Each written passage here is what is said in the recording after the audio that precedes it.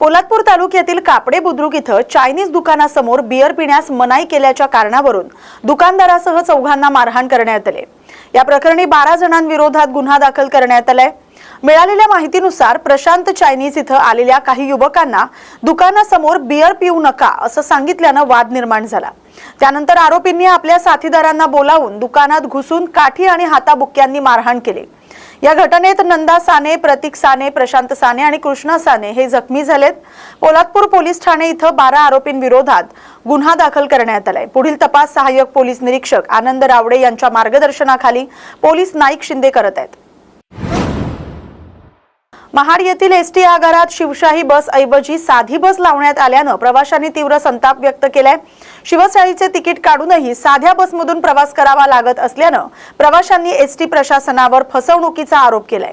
प्रवाशांनी यावेळी आगार परिसरात नाराजी व्यक्त करत प्रवाशांकडून जादा भाडं घेऊन सुविधा मात्र सामान्य बसची दिली जाते अशी प्रतिक्रिया दिली। अचानक बस बदलल्यामुळे अनेक प्रवाशांची गैरसोय झाली। महाड एसटी आगार प्रशासनाच्या या कारभारावर प्रवाशांनी तीव्र नाराजी व्यक्त करत भविष्यात अशी फसवणूक होऊ नये अशी मागणी केली। बघा, सकाळी आम्ही 6:30च्या शिवशाहीचं रिझर्वेशन केलेलं। शिवशाहीचं रिझर्वेशन केल्यानंतर ती अर्ध्या तासांनी साधी गाडी आणली। साधी गाडी आणल्यानंतर आमच्या मागे परत दुसरी शिवशाही बोरवली लावली। म्हणजे आमची गाडी साधी दिली आणि दुसरी मागच्या गाडीला जर तुम्ही शिवशाही देताय तर लोकांचा संताप होणार नाही का? लोकांनी किती सहन करायचं त्यांचं? तक्रार दाखल केली का? तक्रार दाखल केल्यानंतर हे अधिकारी यांनी सरळ उत्तर तर द्यायला पाहिजे। नाही ते तुमचं रिफंड नंतर येईल, असं होईल तसं होईल। अहो, मेन अधिकारी यायला इथे 1.5-2 तास लागतात कंप्लेंट केल्यानंतर। मी लेखी कंप्लेंटसुद्धा केलेली आहे त्यांची। आणि असं जर वरच्या महिन्यातून किती वेळा यांच्याकडनं होतं याचा मी त्यांच्याकडनं खुलासासुद्धा मागितला आहे। आणि याची तक्रार मी प्रताप सरनाईक साहेबांकडे करणार आहे, एकनाथ शिंदे साहेबांकडे करणार आहे आणि सर्व जेवढ्या अधिकारी आहेत त्यांच्याकडे करणार आहे।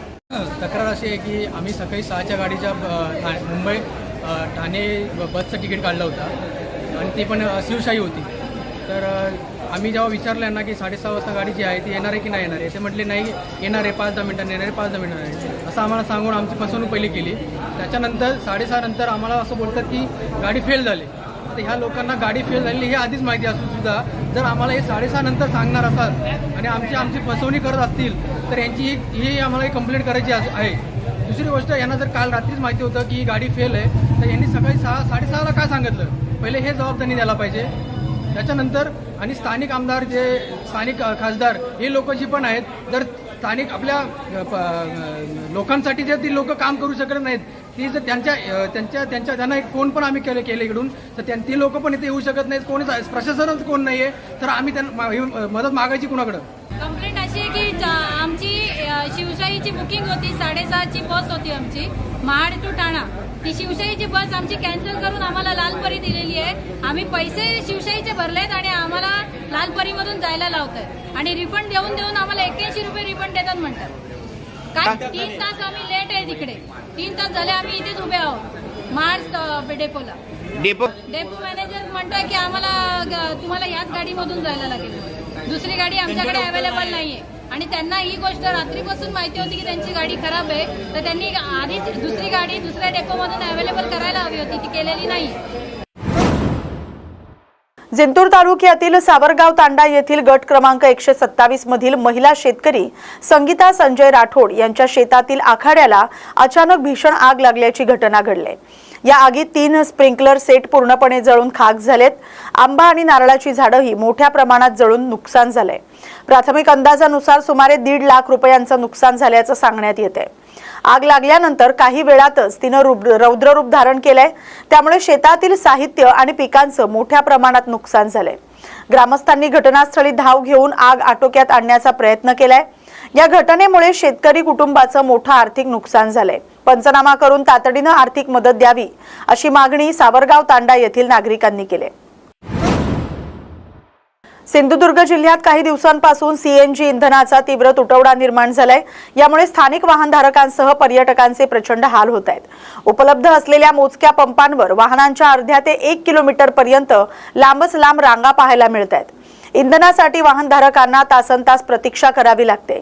सध्या सुट्ट्यांचा हंगाम असल्यानं मुंबई, पुणे आणि इतर शहरातून मोठ्या संख्येनं चाकरमानी आणि पर्यटक आपल्या खासगी वाहनांनी कोकणात दाखल झालेत। मुंबई स्थित कोकणवासियांची संख्या मोठी असल्यानं जिल्ह्यातील सीएनजीची मागणी अचानक वाढली।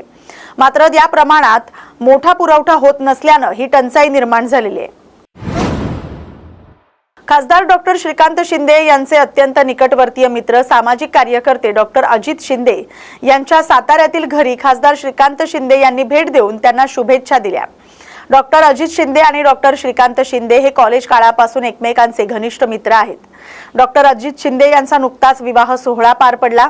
यावेळी खासदार डॉक्टर श्रीकांत शिंदे हे परदेशात असल्यामुळे त्यांना विवाह सोहळ्याला उपस्थित राहता आलं नव्हतं। यामुळे भारतात परतल्यानंतर डॉक्टर श्रीकांत शिंदे यांनी अजित शिंदे यांच्या साताऱ्यातील निवासस्थानी जाऊन त्यांची भेट घेऊन त्यांना शुभेच्छा दिल्या आणि डॉक्टर अजित शिंदे यांच्या कुटुंबियांसोबत भोजनाचा आनंद घेतला। खासदार डॉक्टर श्रीकांत शिंदे यांनी अजित शिंदे यांच्या घरी दिलेल्या भेटीमुळे श्रीकांत शिंदे राजकारणात खूप मोठे झाले, पण मैत्रीला नाही विसरले अशी चर्चा साताऱ्यात पाहायला मिळते।